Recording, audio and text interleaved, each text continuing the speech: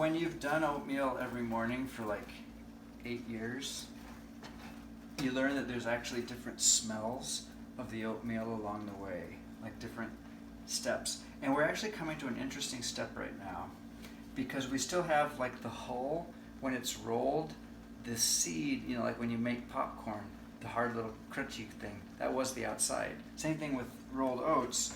This little brown, we have what I call brown stripe because you can just faintly see, oh there, some of the bran or whatever that's still in it. And I actually try to not do it until that disappears. So that starts breaking down because the creaminess starts coming into the oatmeal when more of it has broken down. But that's also when it starts sticking to the bottom of the pan. But just after brown stripe starts disappearing, it gets to the phase that I call messy geometry.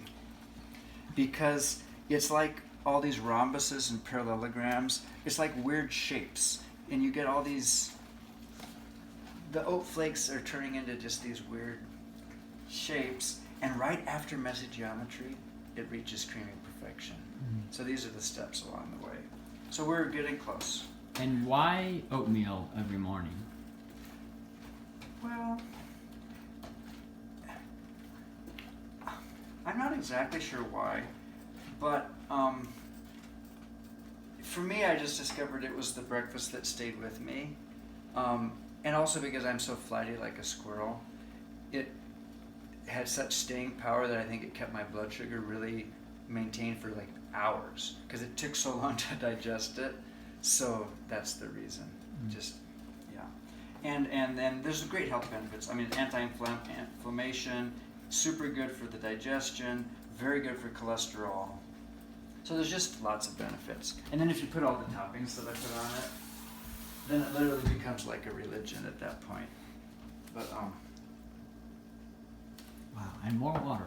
Just always a little bit more because we're trying to get to the creaminess, and we haven't quite reached creamy perfection. I've also, in talking about the smells, I've noticed that there's a smell that I do not like.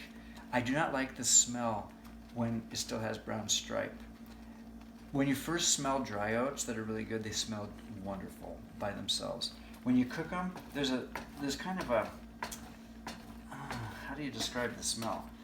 But after that phase, it gets into just the blended, smooth smell that doesn't have like an edge to it or something. Anyway, see, the extra water enabled us to get toward creaminess here.